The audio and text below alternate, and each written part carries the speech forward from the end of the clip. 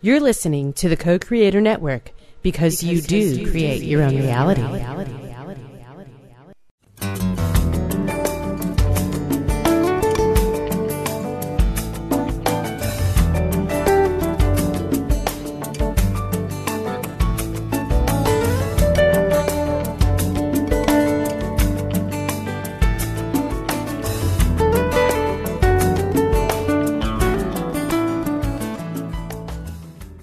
This is Maxine Taylor, host of Move Into the Magic, and I have a special guest this morning that I can't wait to introduce to you. This is David Wilcock.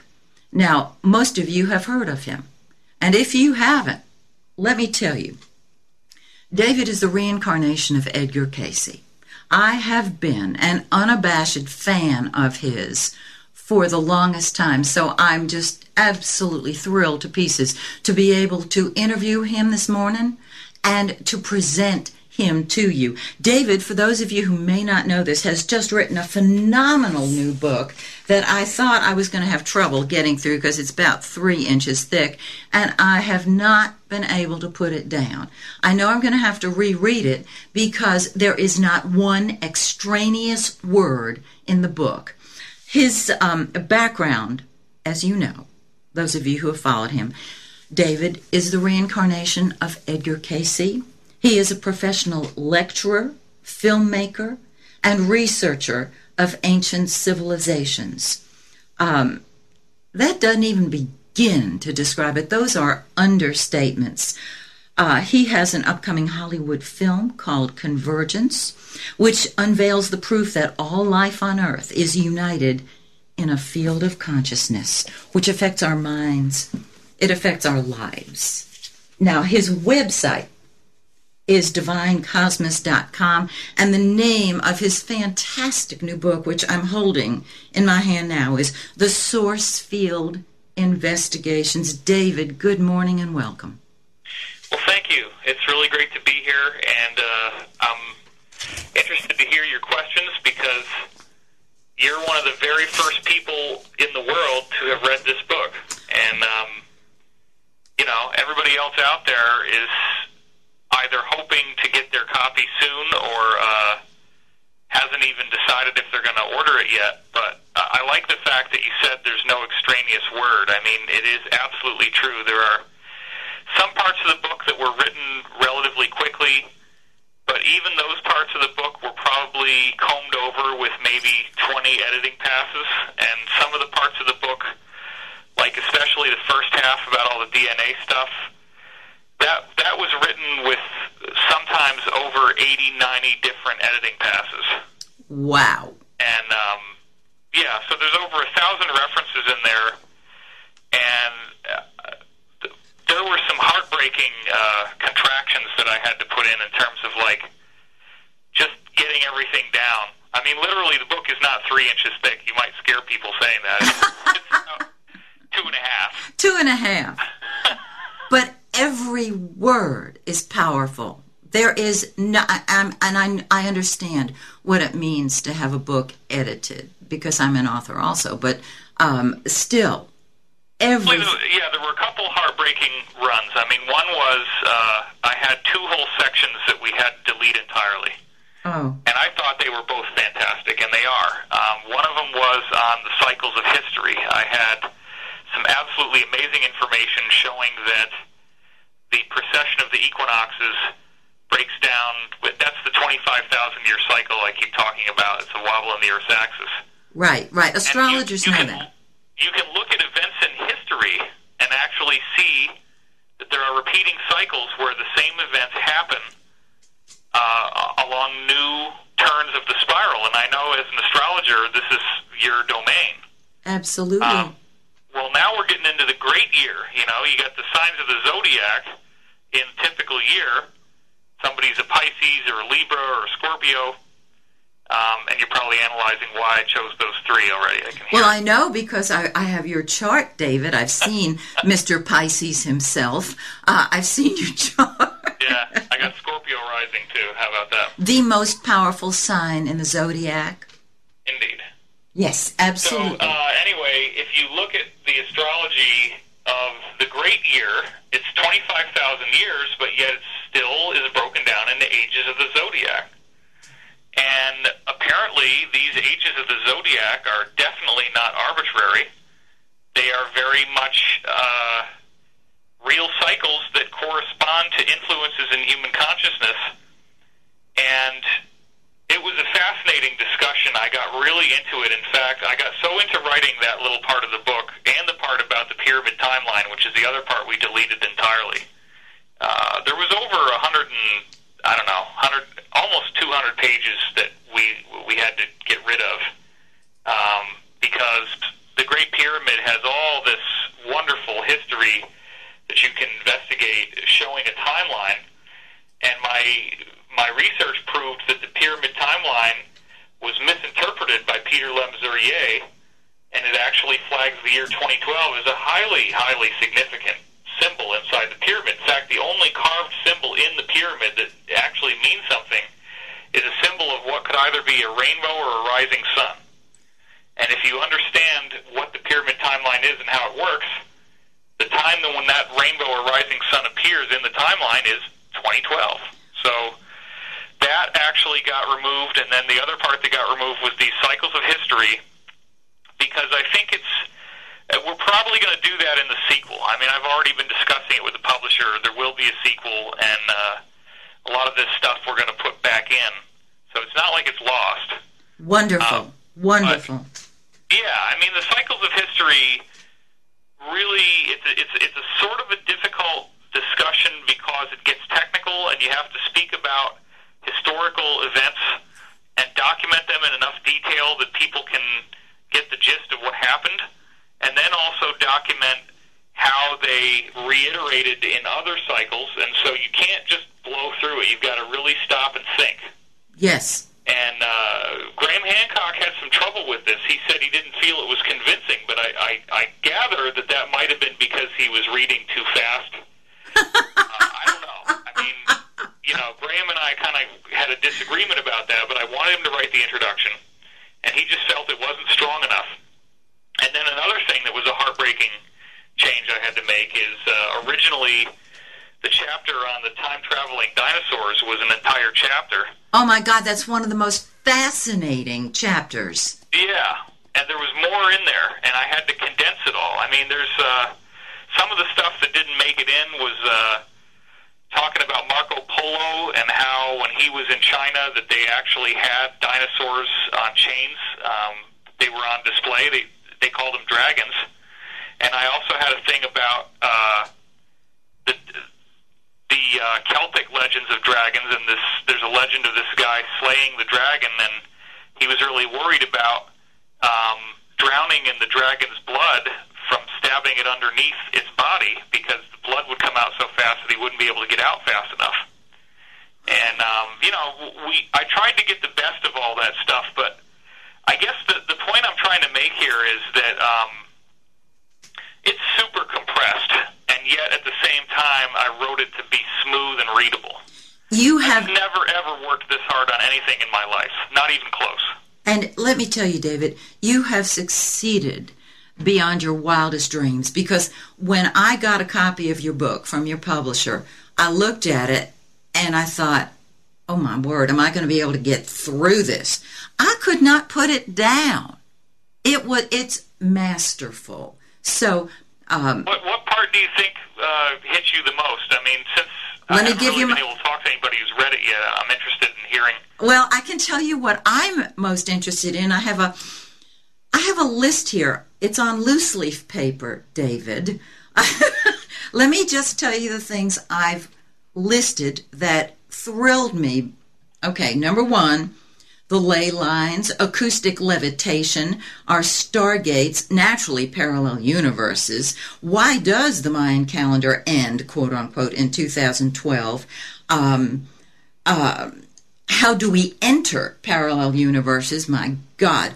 Dueling gravitational forces, Tibetan sound levitation with Dr. Jarl, and the vortexes around the Earth. David, what came to me, what I would love you to do, I would love you to have a tour of ley lines. And we could, those of us interested, could be part of a tour. It would naturally not be around the entire world, but it could be part of the world. And we could walk the ley lines and feel the energy, because some of us are very sensitive to energies. And with you leading it, oh my word, that would be a book in itself. It would be a movie. Yeah, we've done that before. We've done the Caribbean. There's a nice vortex. Bermuda Triangle is a nice vortex. I mean, it does dematerialize planes in flight sometimes, but yes, I know. Oh, it's a small thing, David. Don't worry about it. It's a minor trivial issue, but right, just get your will current. We did the crop circle trip a couple years ago in London, southern England rather, and that was amazing. And that's a big vortex point. And also, people don't realize there's a vortex point in Western Canada in Alberta in the Canadian Rockies, and I just did a tour there. Banff is one of the most beautiful places on Earth, and that's where there's these gorgeous mountains, and that's a vortex point. Very, very amazing. And I live in Los Angeles, which is basically right above, one of the biggest vortexes is in Baja California, just south of San Diego. Yes, yes. And for our listeners, no surprise that the western headquarters of the so-called Illuminati is in San Diego. I mean, they did that for a reason. Isn't that interesting? Yeah. Now, David, I know that there are some people who are listening who do not know what a vortex is. Would you, in 25 words or less, explain to them what a vortex is? Okay, I think everybody has a fair idea of vortexes from sci-fi. Right. And they're just not accustomed to the fact that we've been going through for 60 years something that the insiders call PRI, or processed release of information, which is that they're seeding things that are true into the public consciousness through fiction. Yes. Now, I mean, you're very enthusiastic about my work, and that's great. I love that. There are going to be people listening to this who violently hate me. It always happens. And they seem to really like to write comments on videos and stuff, but here's the deal. Yeah. I know that some people have a real hard time with this, and I don't really expect that they're going to change their minds. Right. But I want the open-minded people who see these kind of comments to realize that the reason why these people hate so much, whether they acknowledge it or not, is that they see that this reality that I'm presenting to the world does have credibility. Yes. But what they keep saying is that the only weapon they've ever had is, well, David makes all these unscientific assertions, and he's out there gas-bagging about all these ridiculous things, but science knows better.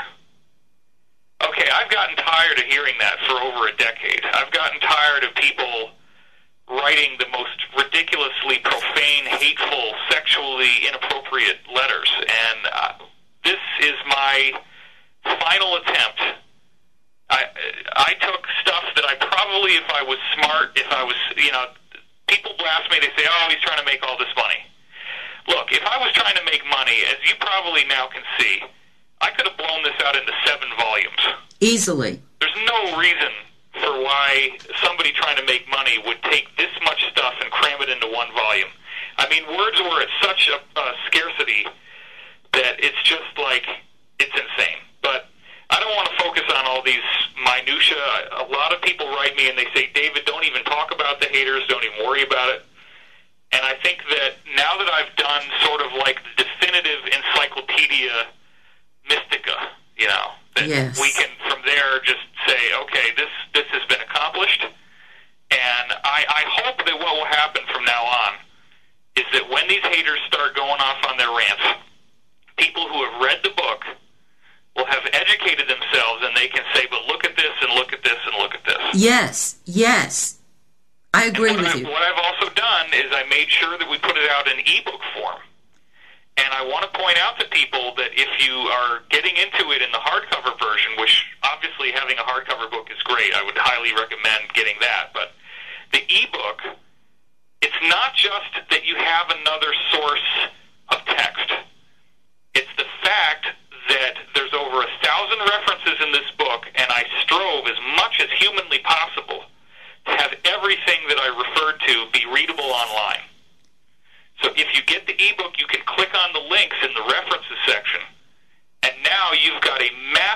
of reading material over and above what's in the book. So it's like this huge endowment of like where to look to do more research and get educated on this stuff.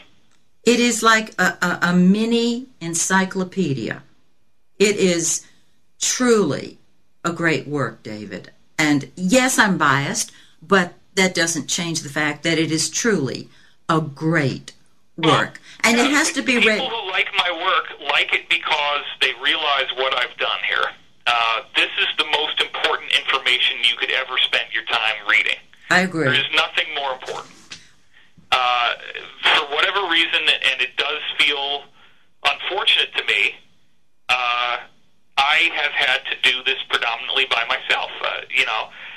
The model is so complex, and the amount of difficulty in putting this stuff together. I mean, if I had had the normal life of the love of family and children, I would not have been able to do this.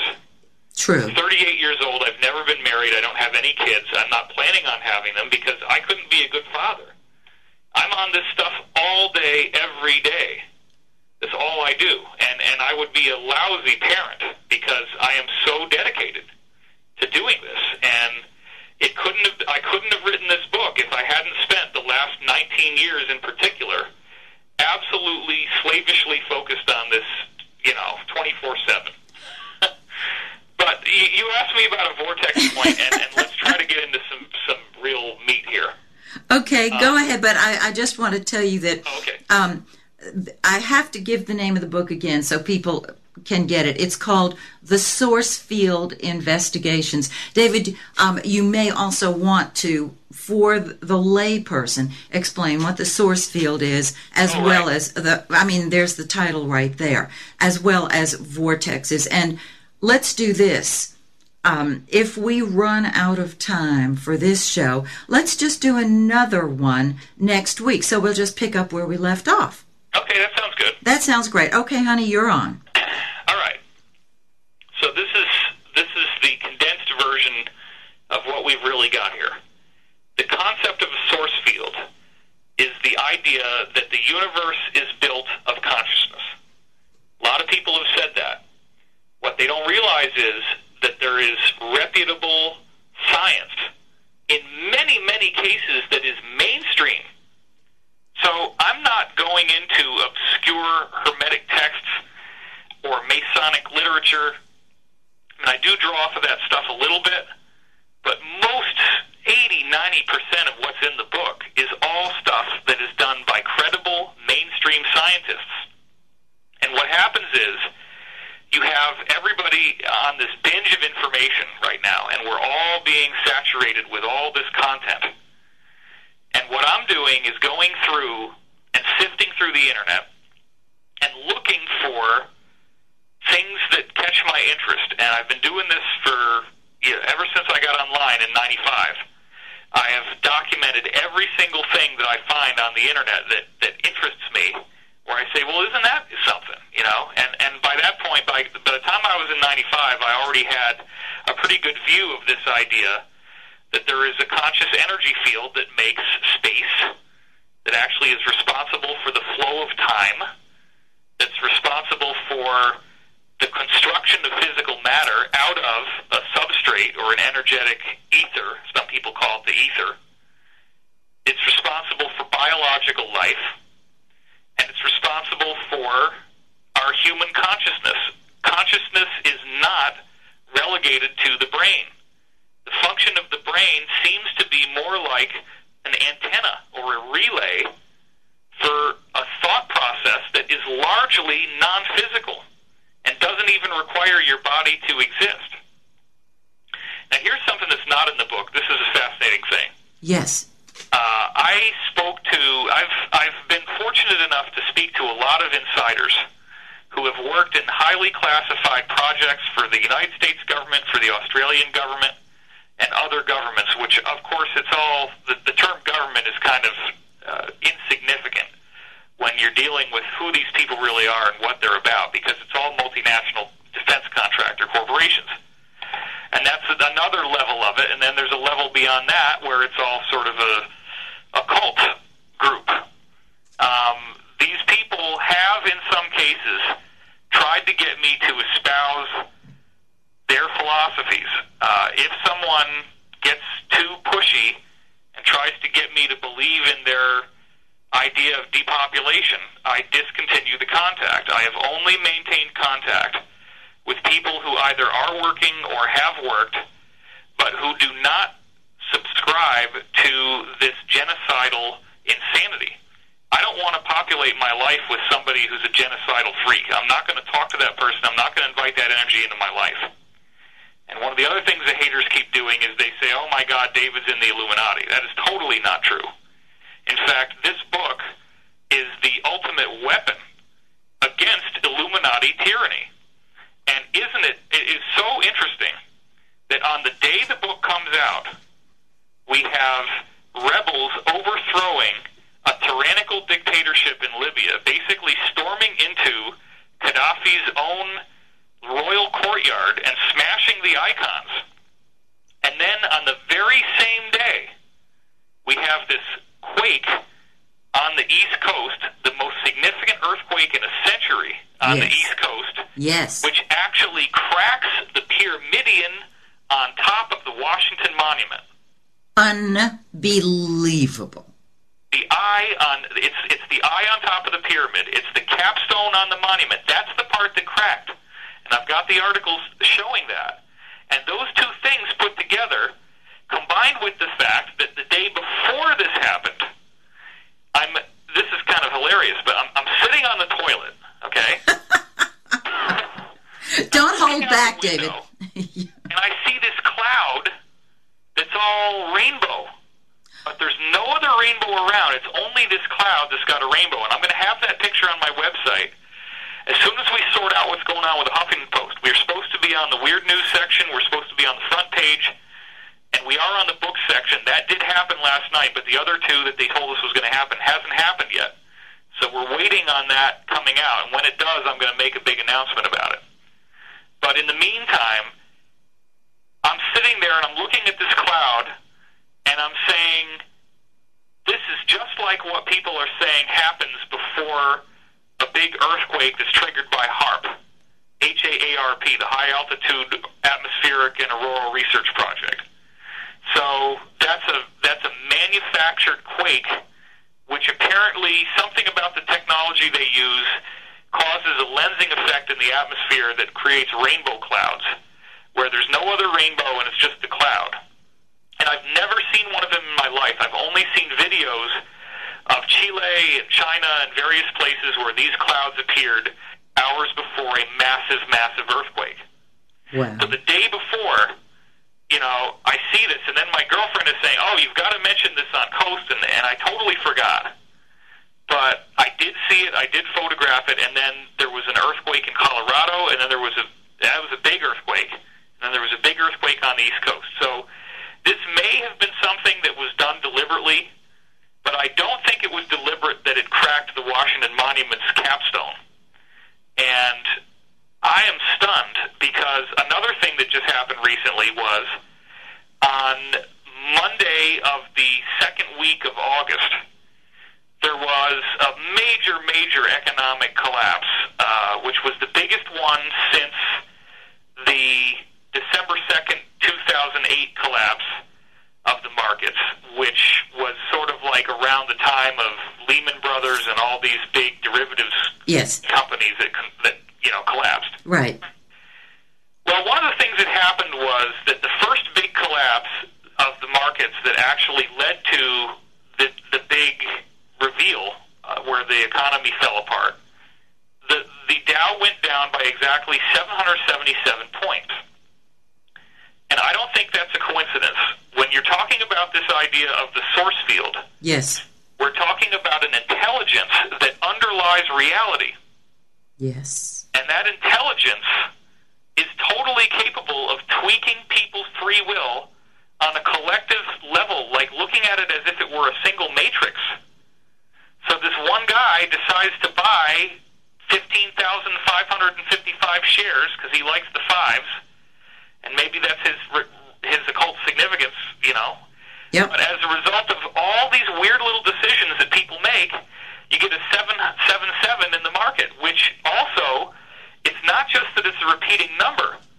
It's the fact that if you're in a casino and you play slots, 777 is the jackpot. But what it's actually saying here is that the whole economy is a casino. You see where I'm going with this? Oh, my. Yes, go ahead. Keep going. So check this out. The Monday of the second week of August of 2011, we have another major economic contraction, which is the scariest one that it's been since all this stuff happened in 2008. And when that contraction happened, at the end of the day, the Dow had dropped by 6.66%. And at the exact same time, the S&P 500 dropped by 5.55%. There's the fives. Now, that is the likelihood that this could happen by quote-unquote random chance is staggeringly low. We're dealing with an intelligent manifestation of something. And another example I give, there's two more examples I want to give. I totally agree that the Obama administration has run off the rails. I don't know what the hell is going on in there. You know, I had dreams that indicated that they were going to do a lot that was positive. I'm still open-minded about the fact that they could pull off a disclosure. I think that would, you know, change a lot. In fact, it appears from the insider chatter I'm hearing that there's mass arrests getting ready to happen of a huge number of these financiers who architected this whole financial chicanery in the first place and basically created this situation where they had to get bailed out. I mean, imagine if we know that the bailouts are enough money to have paid off everybody's mortgage in the country. And if everybody's mortgage was paid off, all the extra money they would have stimulated the economy. Yes. Yes. Right? So what the hell have we done by giving it to these bankers? They haven't given anybody loans. They haven't done anything new with the money except pocket it and fly off to Aruba. And it's ridiculous and it's horrible. And people are hating on Obama like crazy, and I get it. Believe me, I get it.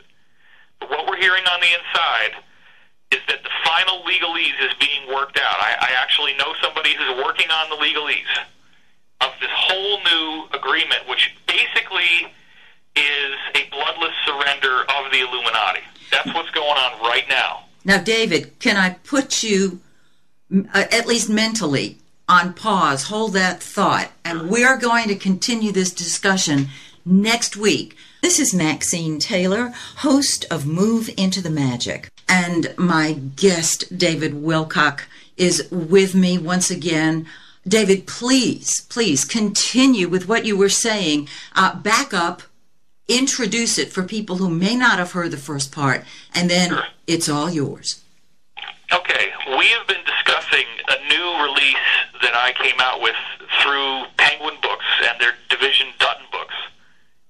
The president of the company actually approached me and said, David, you've got saturation on the internet like nobody I've ever seen. There's so many people that have written about your stuff and linked to your videos or copied your videos, stolen them. You know, you've got millions of hits on your videos, and all this stuff is going on. So let's take your video, 2012 Enigma, which was #1 on Google, most viewed on December 1st, 2008. Let's take that and make a whole book out of that.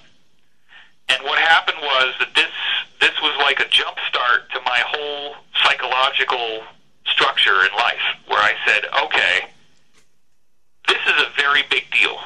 This is the president of the company, the guy who was responsible for making Eckhart Tolle into Eckhart Tolle, published the book New Earth, got Eckhart Tolle on Oprah, and was Eckhart Tolle's editor on the book New Earth. And he comes to me and he says, David, I completely believe you are the next Eckhart Tolle, and your career has as much upside as his did when we got to him. And I want to help make you into that person. I'm like, well, shit, where do I sign? Took you all of 1.5 seconds, huh? Yeah. But then I had to swallow hard and say, oh my God, okay. I have been cataloging and archiving and documenting all of this research for 30 years. And it's a lot of homework. It's a lot of stuff to do. and I have never wanted to really go through all of it and audit everything and put it all together in one book. But once he told me this, and I'm thinking, well, by the time this book comes out, I'm not going to have time to do another one before whatever happens in 2012. So this is it. Yes. And that's when I finally got it. It's like, okay, if you're ever going to do anything with all this research you've done, you've got to do it now. Yes. This is it. Yes. And I'm going, oh my God. So I did have a romantic relationship through most of the time that I was working on this, which was difficult.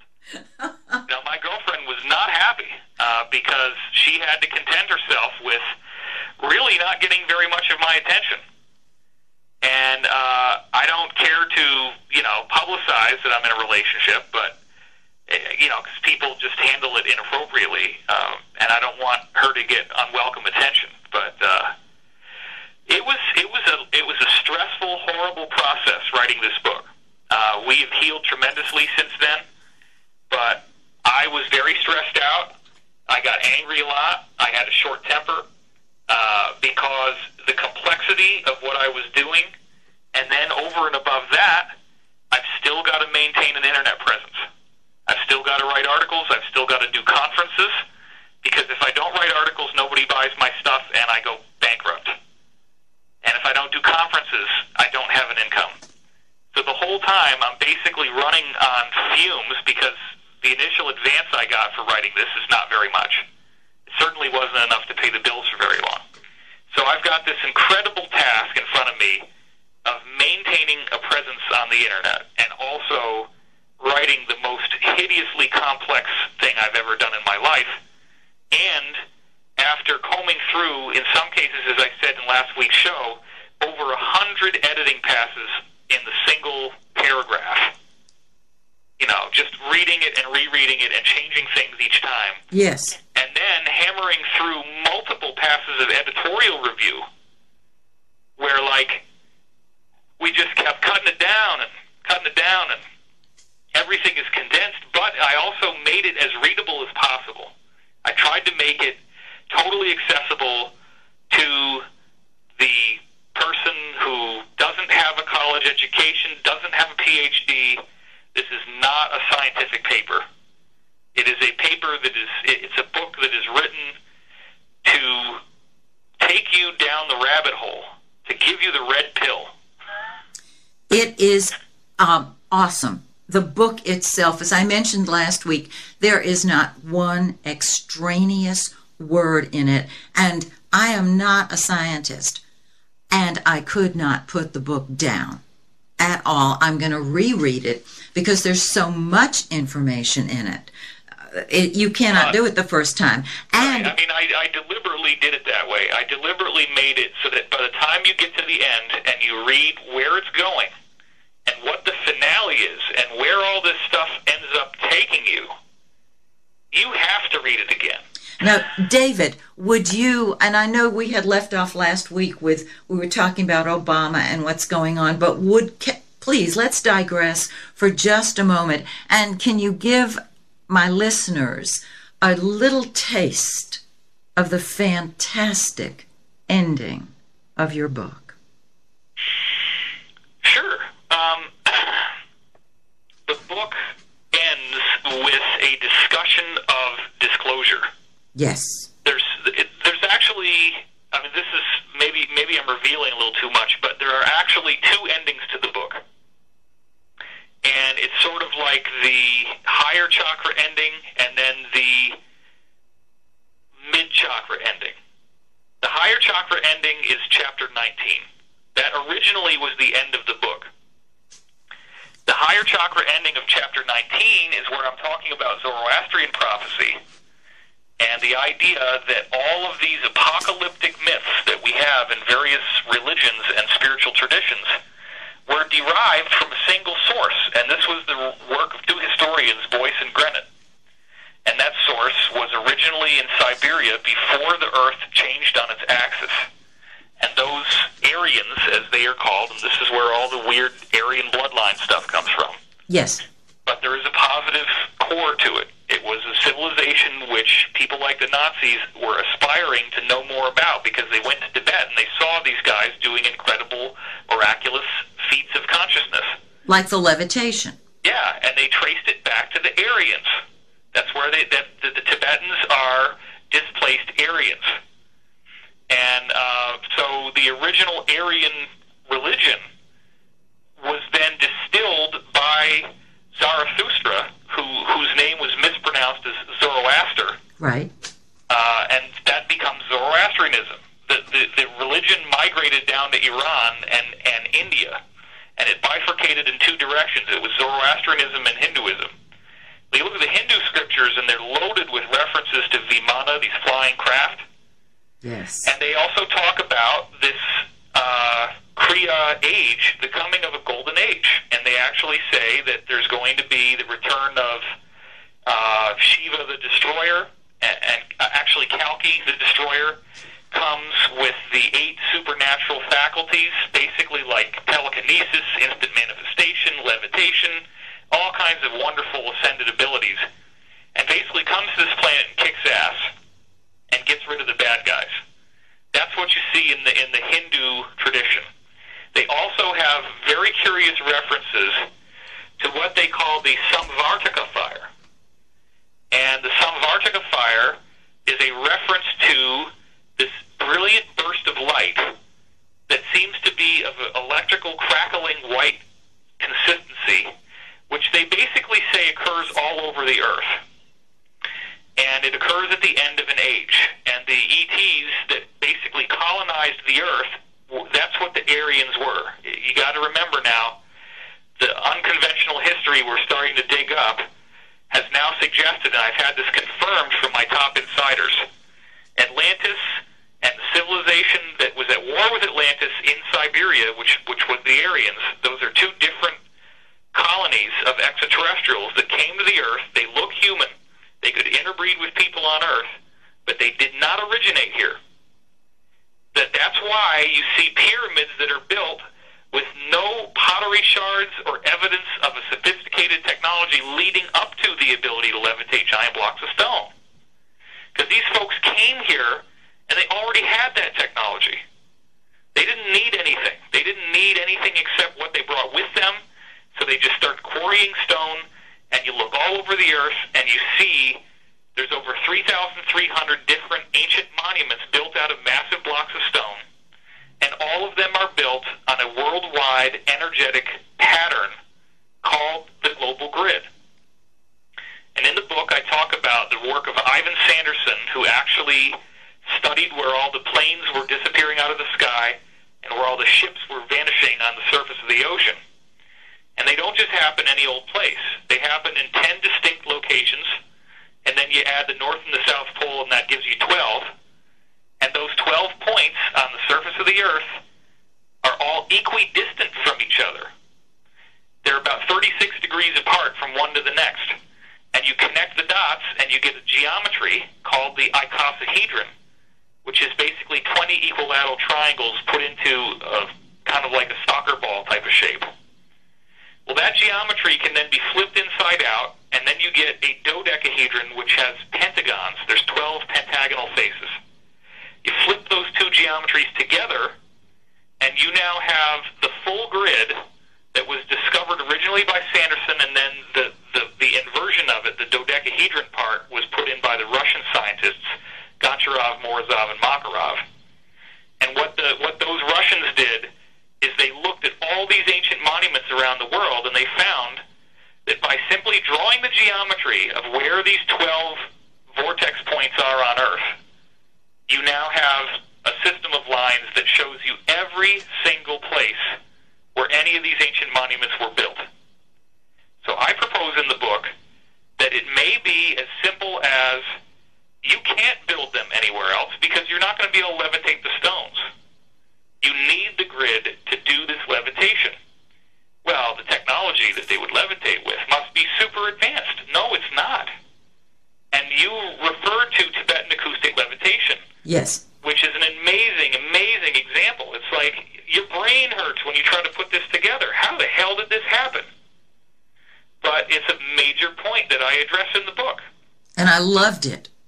Yeah, you've got these extraterrestrials that have basically elongated skulls, and you can see them in the dynasties of Egypt all the way up through about the 15th or 16th dynasty. Everybody's got a funky head with like twice the brain capacity that we normally would have. And didn't quite get into those skulls very much in the book because there was a limit to how far I could take the scope, but I did a video that your listeners can go see, which is called The Source Field Investigations. Just look for it on YouTube. It's 2 hours long. It's totally amazing, where I show you these skulls, picture after picture after picture of ancient Egyptian pottery and carvings and artifacts that gives you an undeniable view of what these people's bodies look like, and they do not look exactly like us. They're different. So those were the Aryans, and they didn't originate in Egypt. They migrated there originally from Siberia, which then got covered over with ice. And, of course, now Russian archaeologists have found those skulls in Siberia. And I linked to that in the video. And, again, I didn't find that research until after I wrote the book. So the investigation goes on. And that's why I put it in the video, because it was so important to augment the book. So anyway, these people go to Tibet, and this scientist named Dr. Jarl goes there in the mid-20th century on behalf of this scientific society in Britain. And he witnesses them doing something that seems to be beyond all rational comprehension. They have these gigantic blocks of stone, 3 feet by 3.5 feet large. I mean, we're talking huge. They have to have a whole team of oxen just to drag this stone into position. The stone is placed in a little bowl-shaped declivity of stone that they carved into the ground, and then they surround the stone about 100 feet back, and I forget the exact dimensions, but it's all in the book. They surround it with a quarter-circle arc of trumpets and drums.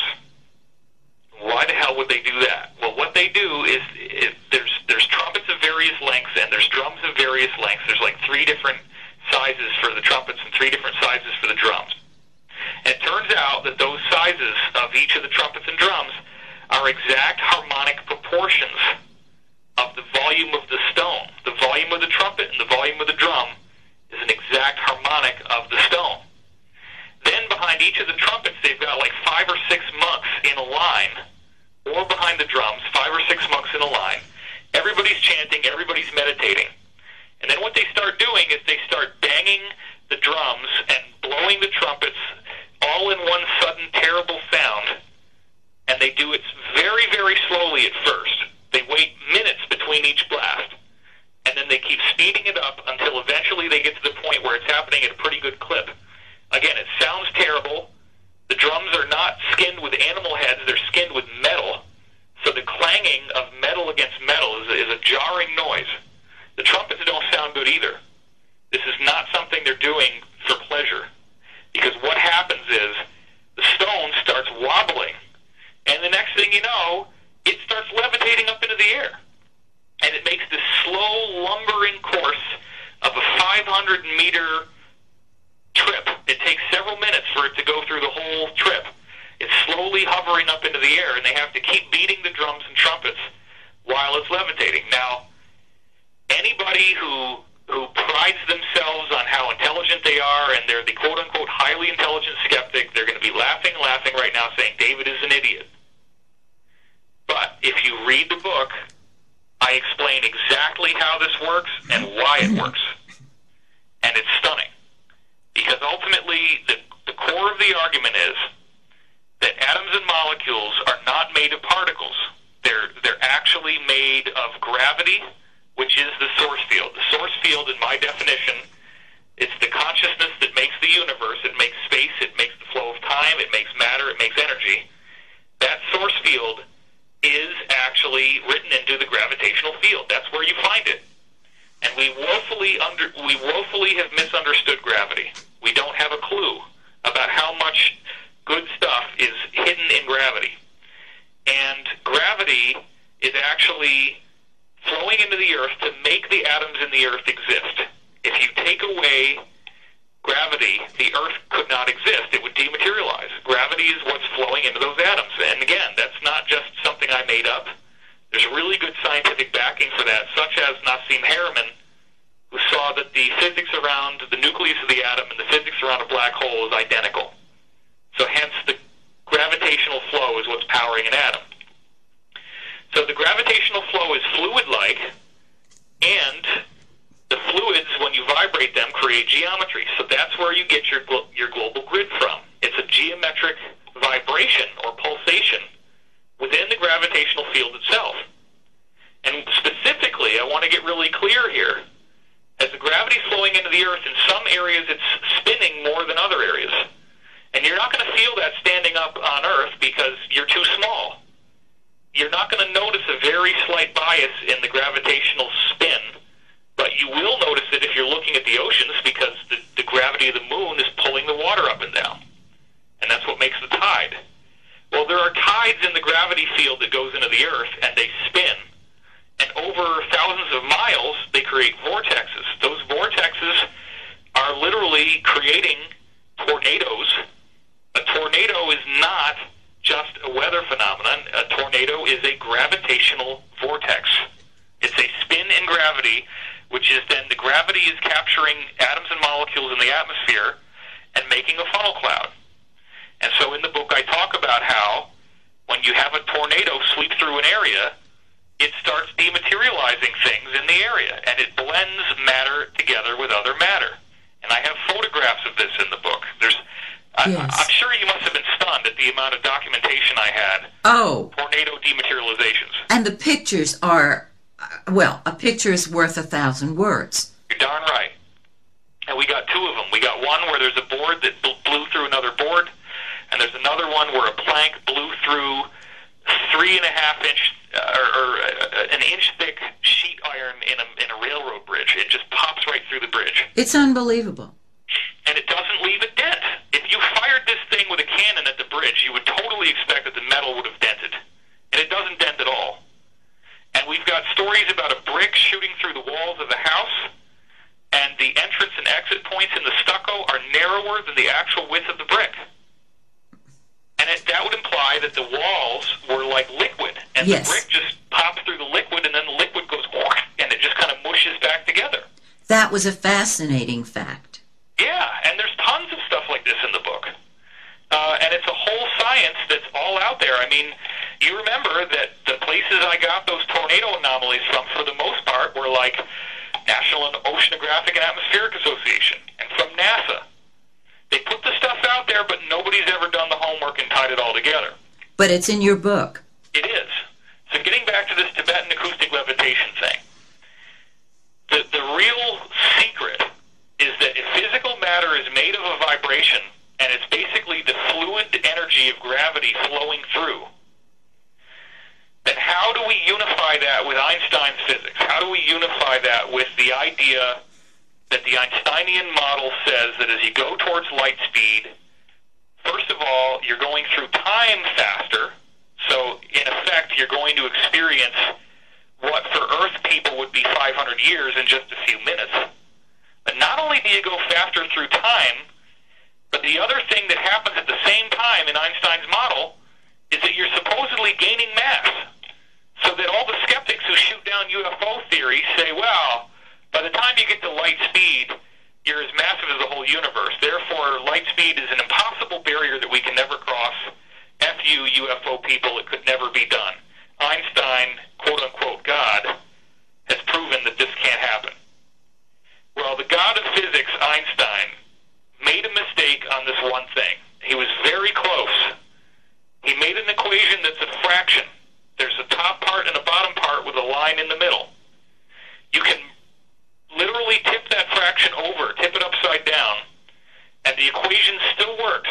And in fact, all the other laws of physics are still holding together. Nothing gets damaged, except that now, as you go towards light speed, you're dematerializing rather than increasing in mass. Your mass is disappearing. This was proven by Dr. Vladimir Ginzburg, and I have all the documentation in the book about that. Ginzburg's discovery is very amazing because what we find out is that as physical matter goes towards light speed, it's similar to the idea of pushing a beach ball below the surface of a swimming pool. That's what I'm saying dematerialization is. The beach ball is not dematerializing. It's merely going below the waterline. As it goes below the waterline, everything above the waterline is what we would call conventional reality. We can't see the beach ball. We think it's disappeared. But if you hold your hand on it, it's going to stay underwater. The underwater is actually, in our terms, a parallel reality where all the rules of space and time are completely flipped inside out. And that was discovered by Dr. Dewey Larson. This means that on a quantum level, something that looks like a particle is suddenly dematerializing and turning into a wave, and it has what they call non-locality. Everybody gets all hip on the non-locality in space. They say, yeah, well, it's not in any one location anymore. But we also know that non-locality is in time, meaning that when these particles pop into waves, they no longer exist in the present. They exist partly in the past, partly in the present, and partly in the future. Now, that is a mind-blowing concept. In fact, I'm sure you probably get a headache as I'm trying to tell you this, and you're trying to make sense out of it. But if you've read the book, after a while of reading chapter after chapter where I talk about how this works, you're going to start to be able to get it. Because you've built on it. You've done it step by step so that you take the reader with you. And you know what, David? It feels right. I always go by how it feels. But go ahead. Yeah, and not only, feeling is one thing, but we're talking about hardcore, extensive, voluminous, documented scientific proof. The tornado shoots through an area, and you've got, in one case in India, there was a piece of bamboo that went through a 5-foot thick wall of bricks. And it doesn't puncture the bricks, except it doesn't break them. It just pops right through. How is that possible? What I've been trying to say here is the tornado is a spin field of gravity. The gravity is what's pushing the air around. And if you accelerate atoms over the light speed boundary, they dematerialize. So the big epiphany that I had writing this book, probably the finest thing that I discovered in writing the book that I didn't already know, and it just came by putting all this information together, this 30 years worth of research that I went through to do this. I had stacks of books on either side of my desk that were 3 feet tall, as you can imagine. It was insane, the amount of work I did to do this. But what I finally figured out is, oh my God, atoms and molecules are trembling over the light speed boundary all the time. That's why they're always having wave-particle duality. Wave-particle duality is not just photons of light. It happens with electrons, it happens with protons, it happens with neutrons, it happens with single atoms, and it even happens with clusters of atoms. In other words, you can take a cluster of carbon atoms, a buckyball it's called, 60 carbon atoms that look like a soccer ball. You slam it against a wall, and when it hits the wall, it pops into a wave, and it shoots through 2 slits at once.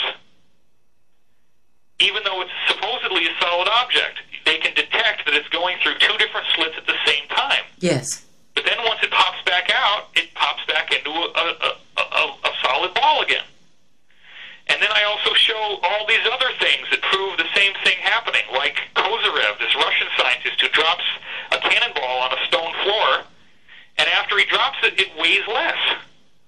And so my huge epiphany was, oh my God, atoms are already right on the boundary of light speed, and they pop over light speed all the time, and when they do, they're turning into a wave. It satisfies Einstein's model. This is Nobel Prize type of material, and I probably shouldn't say that. I'll get flamed for my ego. But if you think about what I've done, I've resolved all the greatest mysteries that our scientists can't put together. How thrilling is that? Here. That is so thrilling. You must have been levitating when you had these epiphanies. I was so stunned when I put this together. I literally ran around the house screaming with joy. Oh, I can imagine. Because I suddenly realized it all came together, and I realized I now can explain how the pyramids were built. I now can explain teleportation. I now can explain time travel. I got it. You sure do. And I cannot recommend this book highly enough. The Source Field Investigations Go to David's website, divinecosmos.com. The videos there are awesome. You can sit for hours and just comb the website. David, thank you. Well, let's hang on, and we'll do a third week, because there were things I said in the first week that we were going to talk about here that we didn't get to. I'd love to. Okay. We'll make it a complete thought here. So, guys, join me and David next week. We're going to keep up the pace. This is Maxine Taylor, host of Move Into the Magic, and I am so thrilled to have as my special guest one more week, David Wilcock, whose new book, The Source Field Investigations, is, I can't even put it into words. It is a consummate work. It is fantastic, and it just came out. So get yourself a copy of it. Go to his website, divinecosmos.com. There is so much information on his site. It'll keep you busy for hours. So without further ado, David, please pick up where you left off. all right. So I'm going to assume now that people have heard the previous weeks, so that we don't have to treading over the same ground. Yeah, let's move forward. The source field is the idea that space, the flow of time, the physical matter that makes the universe, biological life, are all emanations from an intelligent quantum substrate that we don't get to see directly. We only get to see its crystals. So space would be a crystal from the source field. Time would be a crystallization of the movement of the source field. Physical matter is a crystallization from the source field. It's like if you ever made rock candy. You get sugar and you put it in water until you can't dissolve any more sugar, and it just looks like a solution. But then if you hang a string in there, what happens? All of a sudden you get these beautiful sugar crystals that grow on the string. You got rock candy. Right.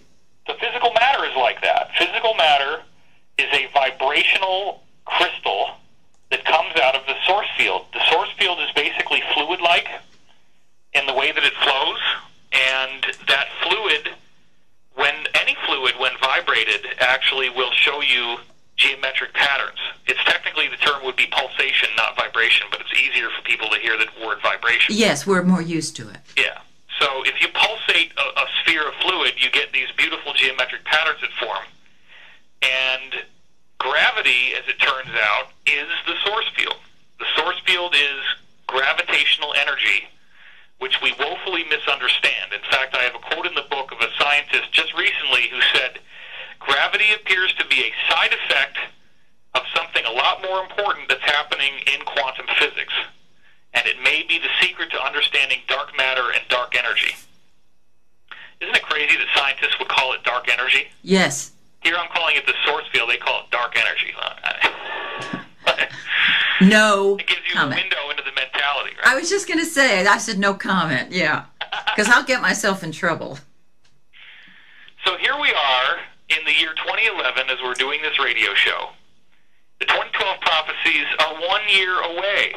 Yes. You're literally talking about 14 months, 15 months before December 21st, 2012. Yes. And the average person thinks it's all a load of bull. And it's not.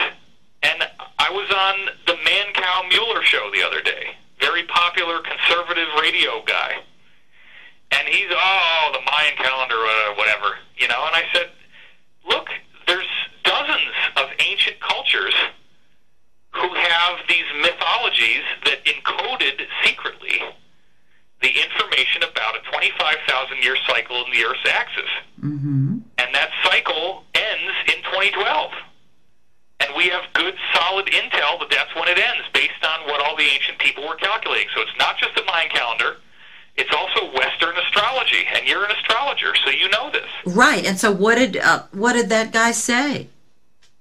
He was absolutely stunned. I mean, he expected that he was going to tear me up and humiliate me, which I guess is a lot of what he does with guests on his show. That's why they only give you 8 minutes.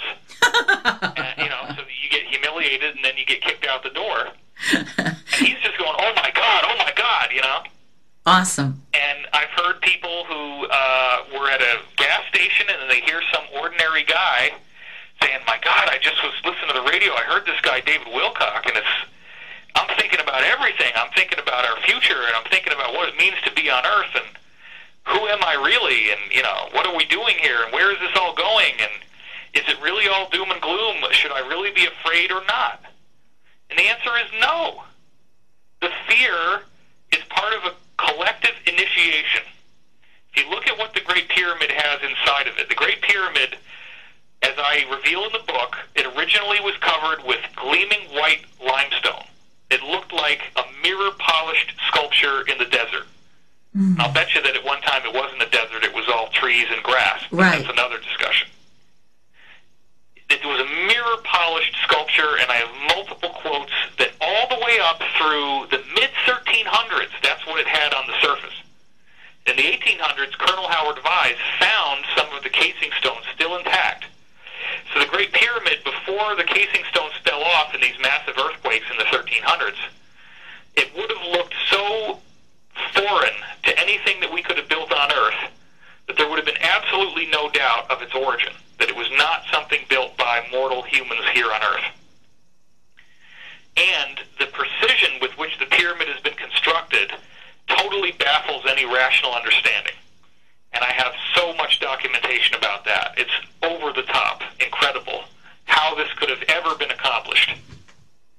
And when we look inside the pyramid, what we find is the word pyramid, pyramid, literally translates, the etymology of the word is fire in the middle. Well, we don't see any fire inside the pyramid. There's nothing burning. What do they talk about? What is that? The fire is a vortex. It's an energy conduit that the pyramid creates by its shape. So one of the most important parts of the source field investigations is decloaking the mysteries of pyramid technology. And we look to the Russian scientists in modern times, spearheaded by Dr. Alexander Golod, who have been building pyramids in the former Soviet Union and its republics, and actually doing experiments inside of them and finding out that by building a pyramid without using any metal, that's a very important point, because the metal screws it up, you get all these phenomenal effects. You get biological healing. You get the alleviation of any known disease, diabetes, cancer, leukemia, you name it. It wipes it out. And you get all kinds of strange phenomenon with the Earth. You get the ozone hole closing up. You get earthquakes reducing in their severity and intensity. You get severe weather that actually blows around this 300-mile wide vortex the pyramid makes as it sits there. How in the heck is it doing that? What I say in the book is that weather is being caused by gravity. Gravity is pushing around cloud systems, and we're woefully misinformed about this. Gravity is flowing into the Earth to make the Earth exist. Gravity is the source field. The source field flows into an atom to make the atom, and gravity, therefore, is a fluid-like energy that's pushing its way into the Earth. We can't detect it directly. We only detect its effects. And we're getting pushed down as it goes in. But it's making every atom and molecule on Earth exist, and if you build a pyramid, you've now got a funnel shape, which actually creates a current in this invisible energy. It creates fire in the middle of the object, pyramid. So that's where your pyramid word comes from. And what it's doing, again, is it's harnessing a spiral. It makes a spiral. It's a machine that has no moving parts. Well, that spiral starts to ripple out like if you drop a stone in a pond and you see the ripples. It ripples out, and the spiral gets bigger and bigger. That spiral has enough of a gravitational push that it actually pushes away the severe weather systems. It closes up the ozone hole. And I propose in the book that much of earthquake and volcanic activity is being caused by rotating currents in the mantle. In other words, when you get a volcano, you get this hot lava that shoots up through the top of the mountain. That lava is all there is below the crust, and it's liquid. The liquid obviously is not going to sit still because the Earth is rotating, and the rotational forces of the Earth mean that the mantle has to be moving in convection currents. What I'm saying is that those convection currents are being driven and sculpted by gravity. And that's why, if you look at the work of Dr. Han Xiao Lu from NASA and Dr. Athelstan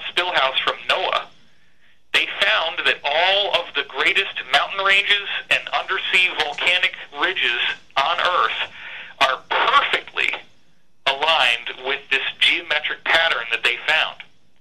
And again, the geometry is the vibrational harmonics of this fluid-like energy flowing into the Earth. That's where it's coming from. So I know this is a lot to take in, and I talk really fast, but we don't have a whole lot of time, and you can go back and listen to this again, and you'll get it if you take your time. And you listen to all three shows, because they're all part of a single thought here. And if they get the book, it's in the book. Oh, yeah. I mean, this is just the Cliff Note version of just a few highlights. I mean, I really made this an encyclopedia. It's just loaded with stuff. But anyway, let me try to summarize this. What I'm saying is the pyramid actually is creating a stabilizing effect on the flowing currents in the mantle. The mantle currents are what's causing earthquakes. They're what's causing the plates on the Earth to form. And if they get disrupted, then we have earthquakes and volcanoes. Now, think about the potato gun. When you got a potato gun, you have a pipe, and you punch it into the edge of a potato, and the potato gets lodged in the pipe, and then you have a plunger that you squeeze into the pipe, and as the air pressure builds up and builds up, eventually the potato goes pow, and it pops out. But what I'm actually saying here is that another analogy to bring it in with human health would be like an arterial blockage. Yes. You have, and I didn't use this in the book, but we're probably going to use this one in the movie. The arterial blockage would be like calcification and cholesterol in your blood vessels, which then restricts blood flow. And then you get pressure outside, and what can actually happen is you get a heart attack where the pressure is so great that it actually causes the tissue to die. Well, the equivalent would be in Earth would be more like the potato gun. Most people's vessels don't actually explode. Although, if you have a stroke, that it tends to be what it is. A stroke is actually the blood vessel exploding and rupturing because there's so much pressure that it just goes and just blasts open. Well, that's what's actually happening in the Earth. What I'm saying is that there are these spiraling currents of energy in the Earth, in the mantle, and in the atmosphere. And they're also in the oceans, but that seems to play less of a role than the atmosphere and the mantle. Human consciousness, when we exist in a state of stress and anger and worry and fear, we create interference.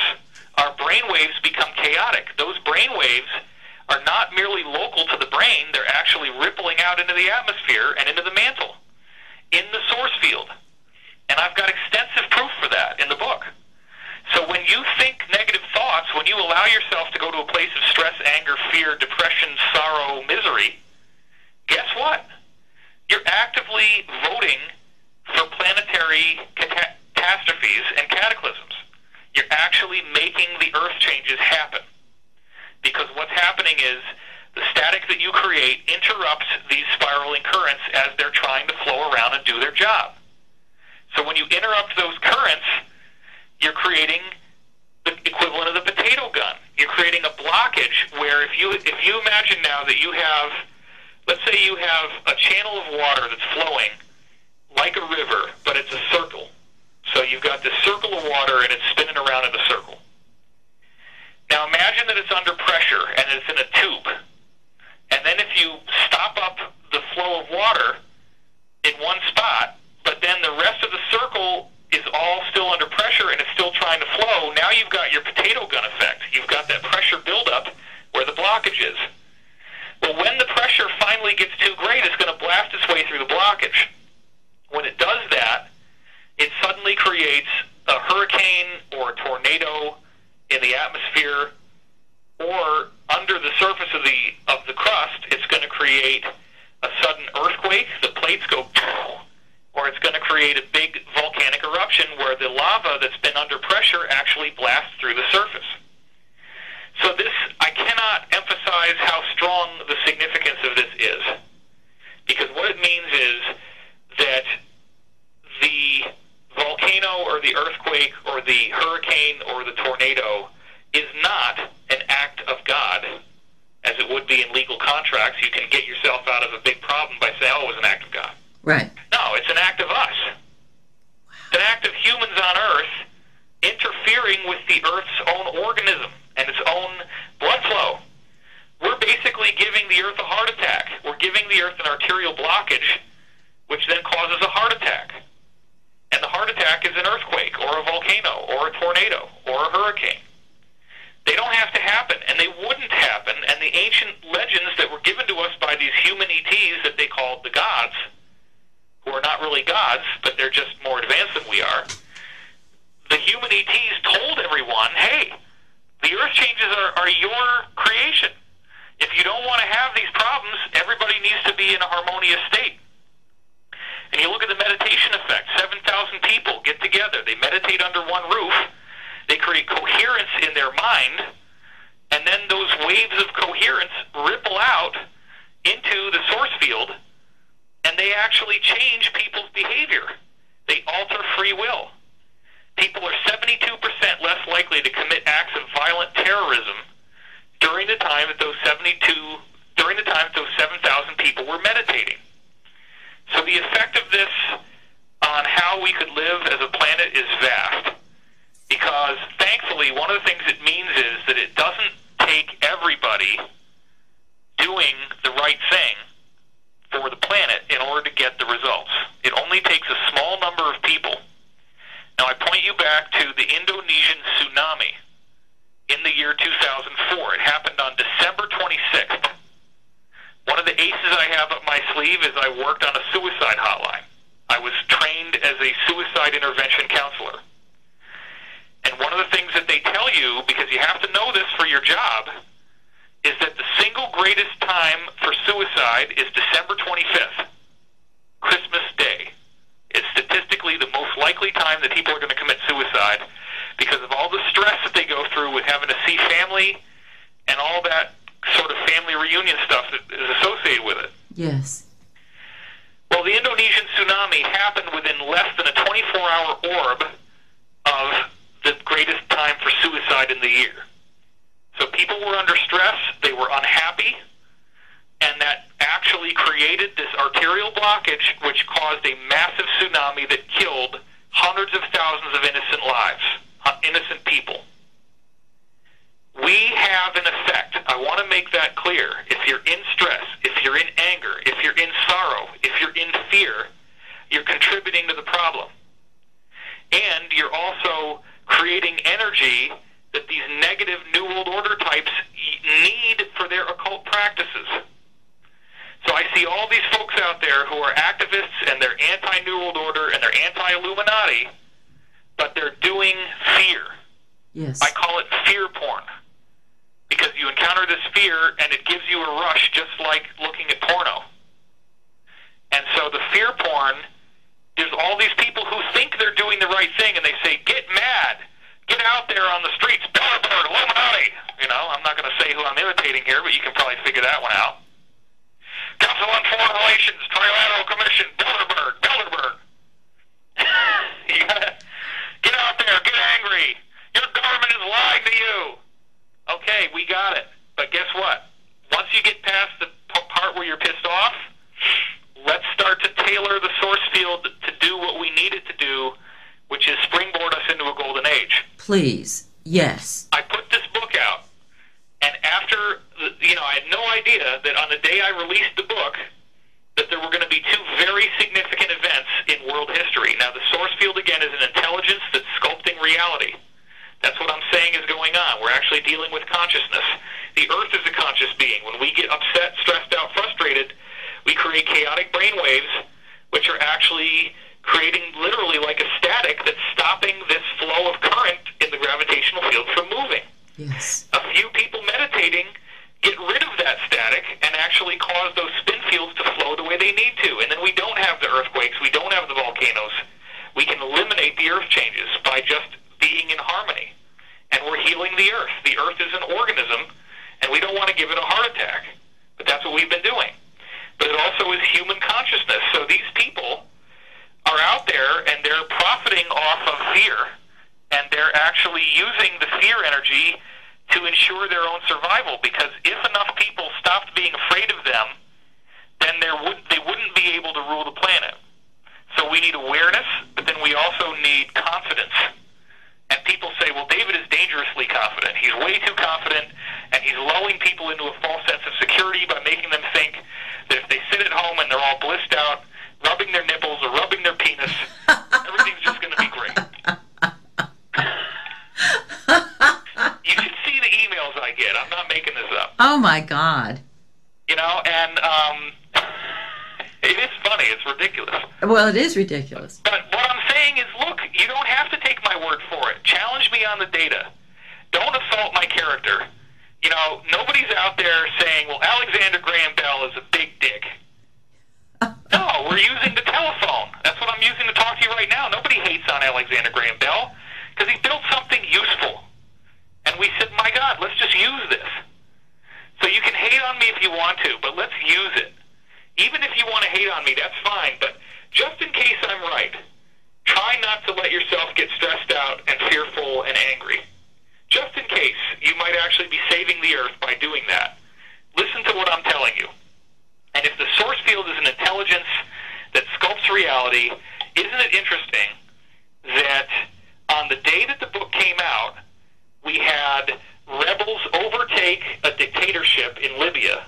They actually stormed Gaddafi's presidential palace, smashed all the icons. Yeah. And he's now in hiding, and he says, well, you know, you're going to have to kill me to make me stop, which they probably will. Yeah.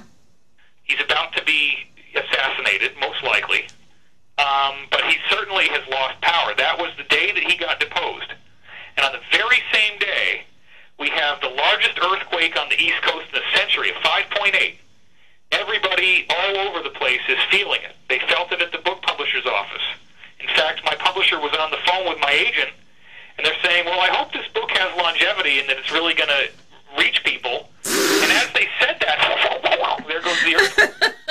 They're going, wow, okay, something's going on here. Reached the entire eastern seaboard. And it's waking people up. It's like, you know, if you're living in New York or you're living in Virginia or you're living in any of these states, you don't think about earthquakes. You don't think about earth changes. Oh, that's something that happens in California. Right. All of a sudden now people are like, ooh, wait a minute. It's coming close to Are we home. as healthy and as safe as we thought? Or, you know, we got this hurricane that's about to hit us, Hurricane Irene. We just got hit with an earthquake. What the hell is going on here? Yes. Isn't this part of that whole 2012 thing? Yes, it is. But it doesn't mean the Earth's going to be destroyed. It's the resistance that we are causing as the consciousness fields are increasing. The spin fields are getting stronger. And that means that when we interrupt them, it has bigger consequences because it creates more pressure, which creates bigger earthquakes and bigger hurricanes. So we're responsible for this. But the source field is orchestrating the whole thing. It's a perfect plan meant for human evolution to propel us into a higher echelon of what it means to be human, which again, as I argue convincingly in the book, is a galactic template. Human beings are all over the place. They're not just on Earth. Everybody's human because the source field makes life according to a prescribed pattern. Those humans have visited us. They were the gods. They built the pyramids. The pyramids are a technology that harnesses the source field into a spiraling current to stabilize the Earth. They were building this for their own safety, and they were building this also for the fact that the vortex it's created will create healing, and it can ultimately lead to portals that can travel you through space and time if you know how to use them, and you know when to use them. The pyramid's simply sitting there. It's not like you just walk in anytime you want. You time travel. You got to wait for the alignments. Yes. And I'm sure, as an astrologer, you must have been totally blown away by what I did with interplanetary geometry. Oh, my God, David. Oh, yes. We have a few minutes left. Would you like to bottom line that for our listeners? Well, you know from astrology studies that you're looking at things like a sextile, yes, which is 60 degrees, yes, or a square, which is 9 degrees, and that these aspects seem to have effects on consciousness, where the positions of the planets are. Well, now we find out that the locations of the planets in space are determined by geometry. Yes. And when you have an astronomical alignment or an astrology alignment, you're not just dealing with something that's only a consciousness effect. You're actually getting a source field portal that's created. And when those portals strike the Earth, especially on this global grid of geometric lines, you get a time tunnel that opens up. And the pyramid, what it does is it basically makes sure that that time tunnel appears in one location. By creating an attractive force, it creates a vortex of spin, which makes sure that the time tunnel opens up inside the pyramid. So if you know when to go to the pyramid or around Stonehenge or a place like that, you're going to be able to travel through time. So the source field is able to manipulate consciousness on Earth. It's able to get us to do things that are seemingly random but add up to significance. And that's why, as I said, the markets, the Dow on the second Monday of August 2011, the Dow went down by 6.66%, and the S&P went down by 5.55%, 666. Yes. Spur of the beast. Yes. That's actually the source field telling us, don't worry about the economy. We've got it under control. You're going through an initiation, but it's all going to be fine because the source field is in control. Then the day that I released the book, which could be the most significant written work of the modern era, I think it could well be that, and I think that makes me sound like an egomaniac, but you know, and people, when you read it, you're going to get it. You're going to get that this book, it's like somebody built the light bulb or somebody built the telephone. For God's sake, let's use it. Okay, so everybody's going to love having time travel, teleportation, anti-gravity, and free energy, and that's what this book is going to give us. But the thing that I love, David, in the few minutes that we have left, is the love that emanates from you, the passion that emanates from you, and the uplifting, the hope that this, not the hope, the look into our future that you have given us. Well, thank you. I mentioned the Ho'oponopono thing that I put in there. Oh, and my, it's so significant. The very, very end, the last 4 sentences are, for those of you who've read up on Ho'oponopono, I'm sorry, forgive me, I love you, thank you. I got goosebumps when I read it. I love you, I am sorry, please forgive me, thank you. And the thing is, people don't do the I'm sorry part. I know, they don't. It's easy to do the I love you part, but what they're actually saying with that practice is that you take on other people's stuff as if it was your own. This guy, Dr. Hugh Len, actually cured people in a psychiatric ward by praying for them and saying, I am sorry, please forgive me for the fact that you're having these psychological problems. What? But that's what he did, and it worked. It worked. Because ultimately the source field is the idea that we're all one mind. We are. We're all doing this together. So our collective source field mind, on the day that the book comes out, we get this massive wake-up call on the East Coast, this massive earthquake, 5.8, and we get Gaddafi deposed, a major dictator who's been in power for over 2 decades, thrown out of power, people storm through, they collapse the dictatorship, and on the same darn day with the earthquake, the capstone, the pyramidion, on top of the Washington Monument cracks. Now, if that isn't significant, if that isn't a message from the source field, my God, how much more proof do you need? And on it was absolutely stunning. It was stunning. And on that note, I hope that everyone within the sound of my voice is going to race out there and get the source field investigations. David Wilcock, thank you so much for the honor of interviewing you. I have had goosebumps the whole time. It's my pleasure. It's a great asset to have someone who's actually read the book and knows what's in there, because that way I'm not just sounding like an egomaniac. People don't understand how much work has gone into this. It's my life's work. It's everything I've ever done in one volume. It is your passion, it is your mission, and anything I can do to help you, just ask. Well, thank you. I really appreciate that. And thank you for letting me on your show, and I'm Anytime. wonderful to hear that everybody's going to be able to download this and listen to it. Absolutely. Listeners, till next time, may the stars shine brightly on you and yours.